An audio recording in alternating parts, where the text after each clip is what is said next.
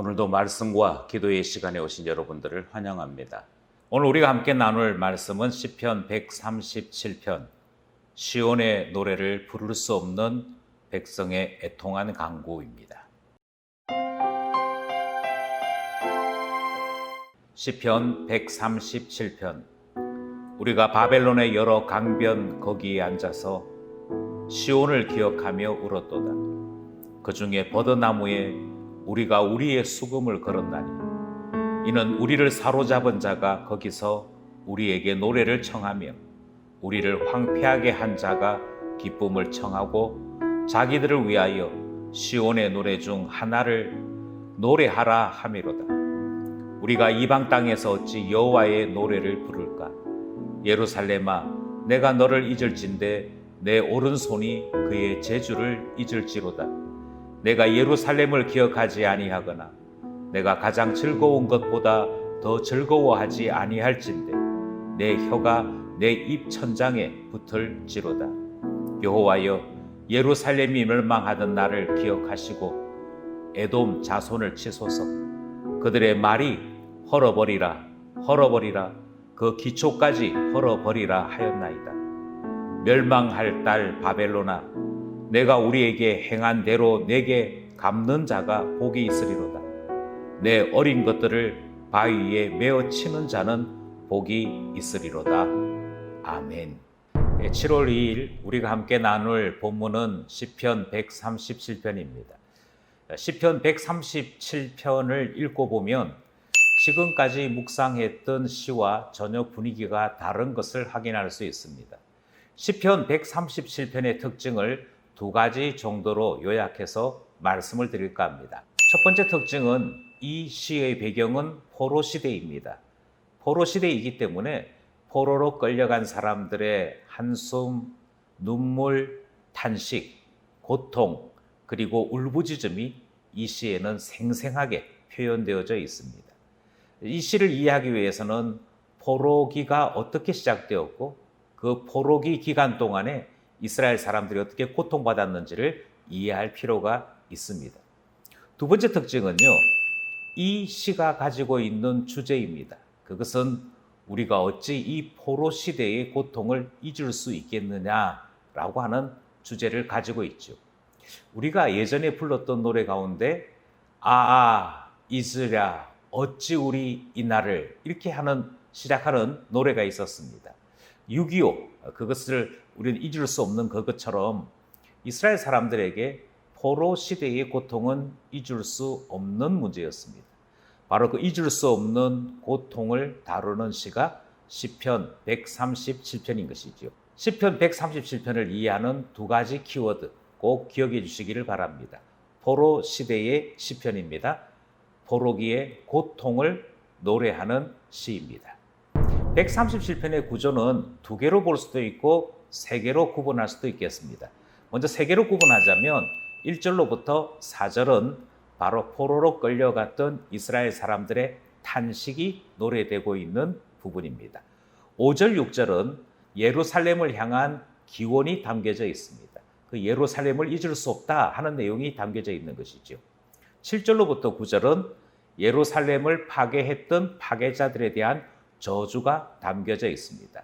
이렇게 보면 이제 세 개로 구분하는 것입니다. 두 개로 볼 때는 1절로부터 6절까지가 그때의 회상이고 7절로부터 9절 말씀이 하나님 앞에 드리는 간구, 저주의 소원, 그렇게 구분할 수 있겠습니다. 이제 본문 안으로 들어가겠습니다. 먼저 1절로부터 4절 말씀을 살펴보려고 합니다. 1절로부터 4절 말씀은 탄식이 있다고 말씀을 드렸지요.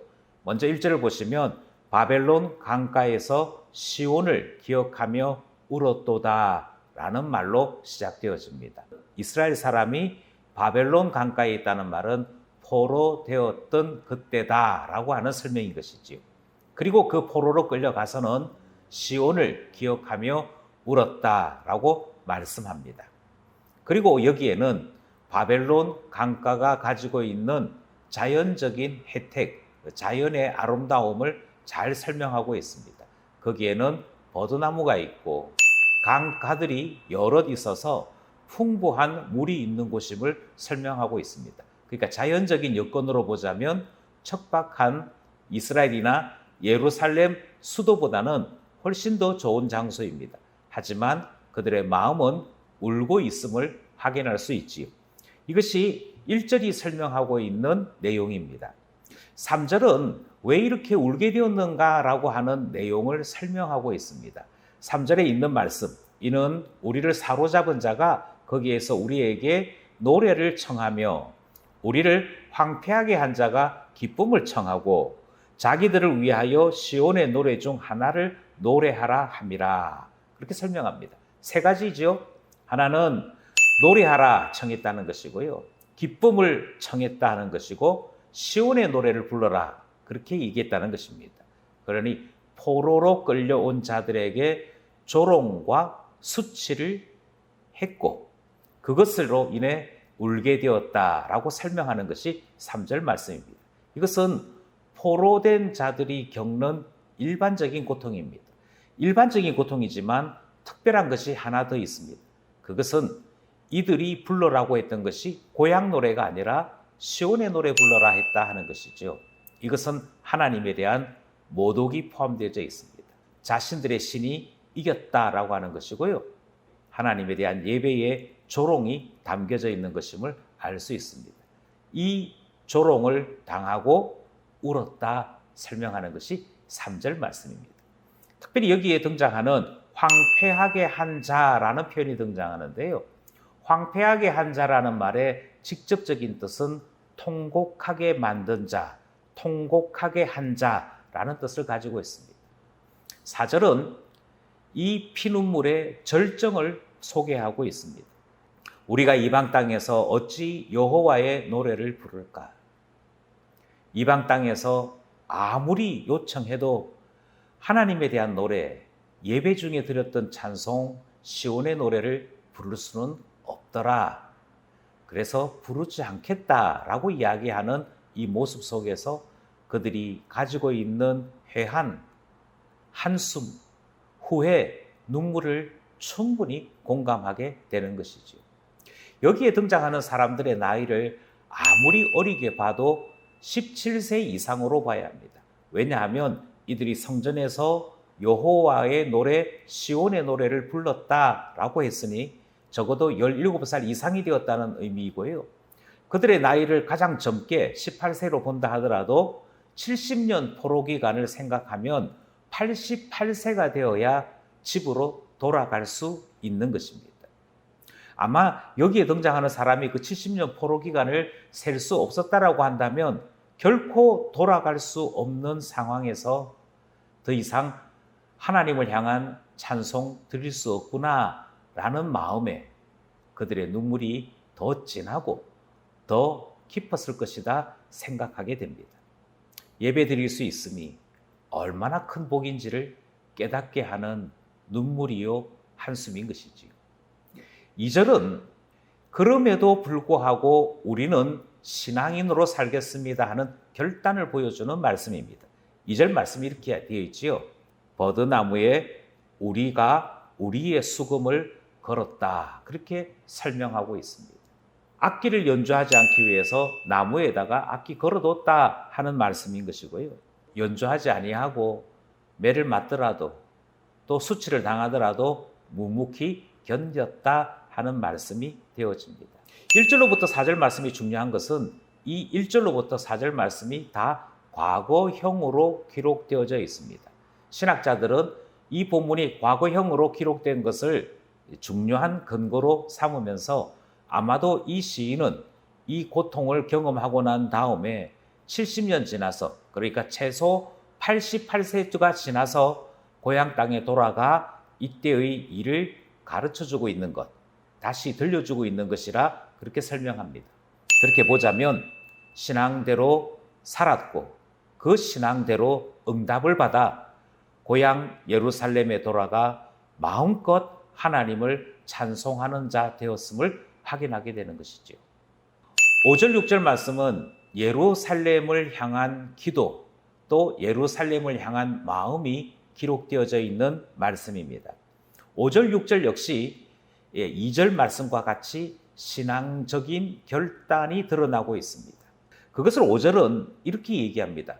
만약 시온을 잊게 된다면, 내가 어느 날 시온을 잊고 산다면, 그렇게 가정을 하면서 뭐라고 얘기하느냐 하면 내 오른손을 잊은 것이다, 이렇게 설명하죠.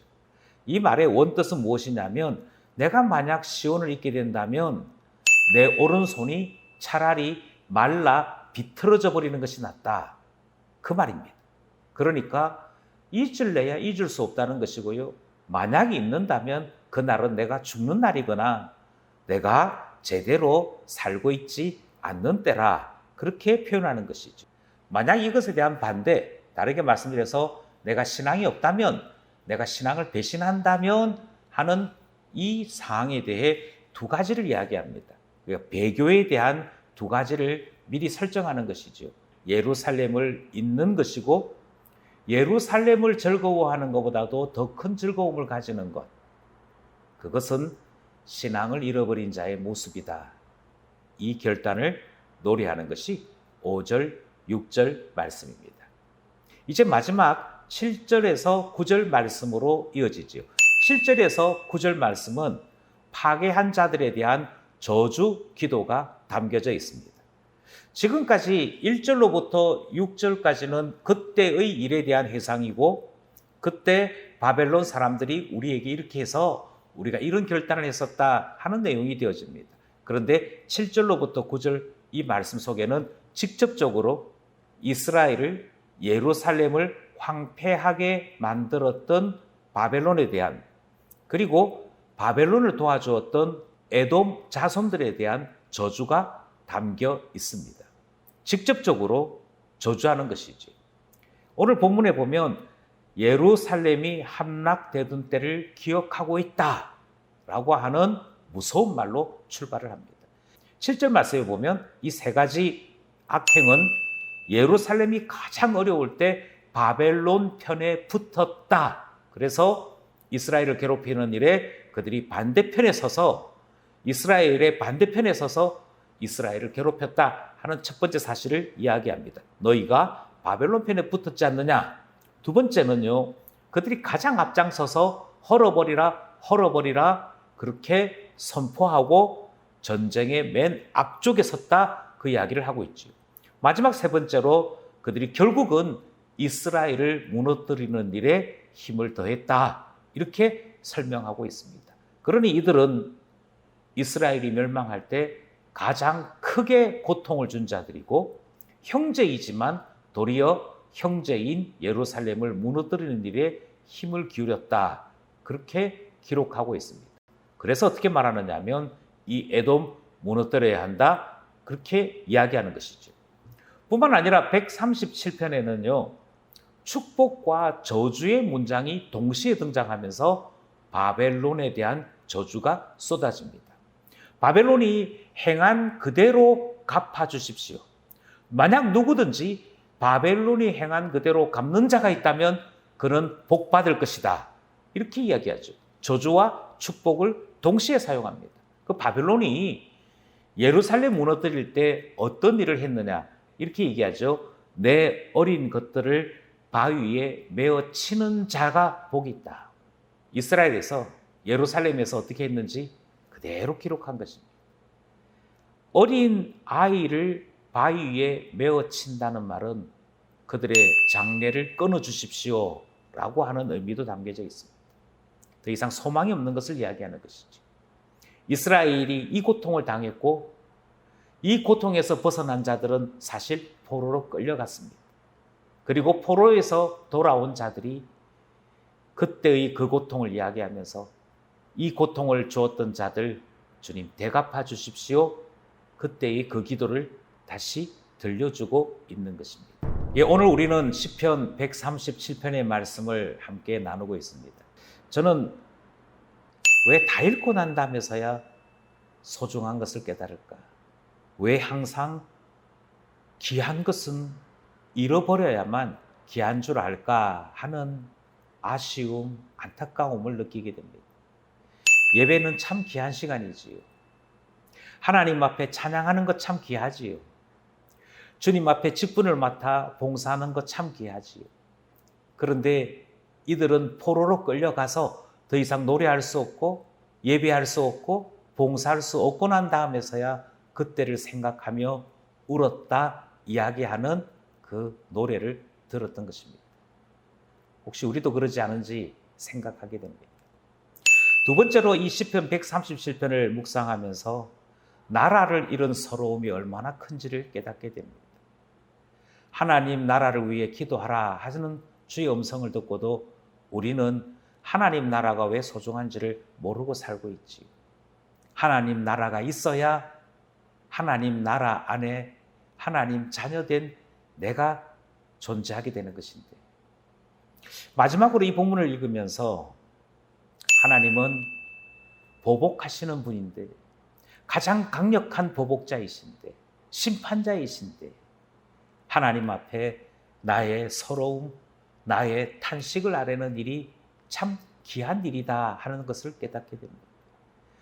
우리의 눈물을 닦아주실 분은 주님밖에 없습니다. 누가 가장 완벽하게 나의 서러움을 해결해 줄 수 있느냐면 하나님만이 해결해 주시는 것이죠. 이 교훈을 따라 함께 기도하고자 합니다. 첫 번째로 우리가 함께 기도하기 원하는 것은요, 지금이 예배할 때인 줄 알고 우리의 예배를 거룩하게 해달라 기도하기 원합니다. 지금이 가장 소중한 것을 소중하게 지킬 수 있는 때인 줄 알아 기도하기 원하는 것입니다. 두 번째로 기도하기 원하는 것은 하나님 나라를 위해 기도하려고 합니다. 하나님 나라가 이 땅에 세워지기를, 그 나라가 나를 존재케 합니다. 마지막 세 번째 기도 제목은 가장 완벽한 심판자이신 하나님 앞에 나의 마음의 문을 열고 기도할 수 있는 우리 되게 해달라고 기도하고자 하는 것입니다. 하나님 앞에 믿음으로 기도할 때, 하나님 앞에 소중한 것을 붙잡고 간절하게 기도할 때 우리의 마음을 아시고 우리에게 가장 좋은 응답을 보신 하나님께서 크게 응답하실 줄을 믿습니다.